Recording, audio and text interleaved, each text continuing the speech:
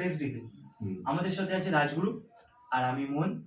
তো আমি কি, আমি হলাম আপনাদেরই মতো একজন দর্শক যে অনেক কৌতূহল নিজেদের মধ্যে ধরে রাখি জ্যোতিষশাস্ত্র এবং আমাদের ফিউচার কি চলছে এখন সেগুলো নিয়ে। তো প্রথমেই আমি ইন্ট্রোডিউস করে দিই আমাদের রাজগুরু। নমস্কার। আচ্ছা, এবার আসি আমরা প্রথমেই ডিরেক্ট পয়েন্ট। জ্যোতিষ বা জ্যোতিষী এইগুলো শুনলেই না প্রথমে আমাদের মাথায় আসে রাশিফল। মানে এখনকার ট্রেন্ড হয়ে গেছে যে আমরা প্রথমেই ফেসবুক, হোয়াটসঅ্যাপ, অর্কুট আর পেপারে, প্রিন্টিং পেপারে প্রথমেই না 2 বা 3 পাতা খুলে আমাদের রাশিটা দেখার চেষ্টা করি যে এই সপ্তাহে আমার দিন কেমন যাবে বা আজকে আমার দিন কেমন যাবে। আর ফেসবুক, হোয়াটসঅ্যাপেও এর ট্রেন্ড খুব বেশি। তো আপনার মতে এইসব মানুষদের প্রতি কি বার্তা আছে যে কোন কোনগুলোকে ফলো করবেন, কোন কোনগুলোকে ফলো করবেন না?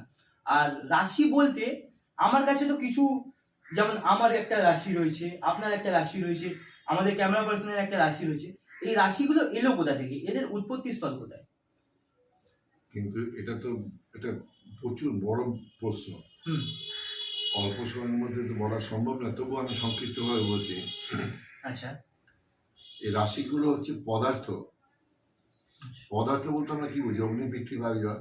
আচ্ছা, আর শক্তি দেখবে যে কোনো ছকেই দেখবে 12টা ঘর আছে, তার মানে 12টা রাশি। আমরা যে যখন জন্মাই, যখন পূর্ব দিগন্তে যেই রাশিটার উদয় হয় সেটাকেই লগ্ন বলে। লগ্ন বলে। সিমিলারলি আমাদের জন্ম সময় চন্দ্র যে ঘরে থাকে সেই ঘরটাকে রাশি বলে। আচ্ছা, মানে ধরুন কোনো মানুষের লগ্ন রাশি আলাদা আলাদা হতে পারে। লগ্ন রাশি আলাদা হতেই পারে, আচ্ছা, হওয়ার সম্ভাবনা বেশি থাকে। আচ্ছা, লগ্ন আর রাশি খুব কম লোকেরই হয়, সংখ্যায় কম, কিন্তু মাত্রা কিন্তু আলাদা লগ্ন আলাদা রাশি হয়। কিন্তু এই যে পদার্থ আর শক্তি, এই সমন্বয়টা কিভাবে? চর,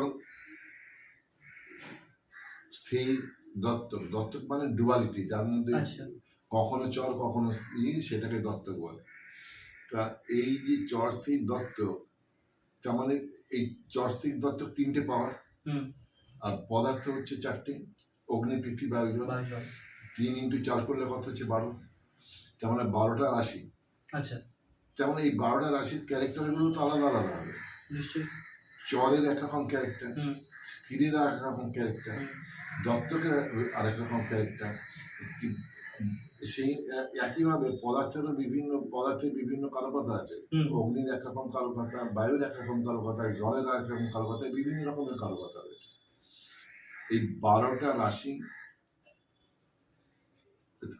আপনি বলছিলেন যে জ্যোতিষ শাস্ত্রটা কিন্তু এই শুধু 12টা রাশির উপর নির্ভর করে নেই কিন্তু। আচ্ছা, এই 12টা রাশি উৎপত্তিটা বললাম আমি কিভাবে হলো। আচ্ছা, কিন্তু এর সাথে 27টা নক্ষত্র, আরো আনুষঙ্গিক আরো কিছু কিছু জিনিস আছে। এই নিয়ে টোটাল ফলাফলটা ব্যক্ত করা সম্ভব। আচ্ছা, কিন্তু এই ফলাফলটা আমরা যেটা পেপারগত, আপনার যে প্রশ্ন পেপার, অমুক, টিভি ফিভি, যেখানে যে রাশিফল বলা হয়, এগুলো কিন্তু অ্যাপারেন্ট রাশিফল। কারণ আসল রাশিফল প্রকাশ করতে গেলে জন্ম সময় আপনার লগ্ন কোথায়, রাশি কোথায়, তার ডিগ্রি ভ্যালুর উপর ডিপেন্ড করে। আচ্ছা, যার জন্য দেখবেন আমিও রাশিফল প্রকাশ করি, সেখানে কিন্তু লেখা রয়েছে মার্সের ডিগ্রিগত প্রভাব। আচ্ছা, মঙ্গল হচ্ছে আমাদের লগ্ন থেকে শরীর, আর চন্দ্র থেকে মানসিক ব্যাপারগুলো আমরা বুঝি। কিন্তু টোটাল লিডারশিপটা দেয় কিন্তু মঙ্গল। আমাদের অ্যাক্টিভিটিটা কিভাবে আমরা প্রকাশ করব না করব, সেই টোটাল অর্গানাইজ করার ক্যাপাবিলিটিটা মঙ্গলের মধ্যে রয়েছে। আচ্ছা, সেই মঙ্গল কিন্তু 1 থেকে 30 ডিগ্রি যেই রাশিতেই থাকুক না কেন, মঙ্গলের যে, আমি মেষের 1 থেকে 30 পর্যন্ত দূর ধরি, ডিফারেন্টলি নিজেকে প্রকাশ করে। মানে ধরুন একটা মানুষের যদি রাশি হয় একটা, বা ধরুন মেষ, তো সেই মেষ রাশির 30 ধরনের ক্যারেক্টারিস্টিক হতে পারে। তার বেশিও হতে পারে, কিন্তু 30 ধরনের রাশিফল, 30 ধরনের যে ক্যারেক্টার হবেই মিনিমাম। কারণ ওই মঙ্গল এক একটা ডিগ্রিতে এক এক রকম ফল দিচ্ছে।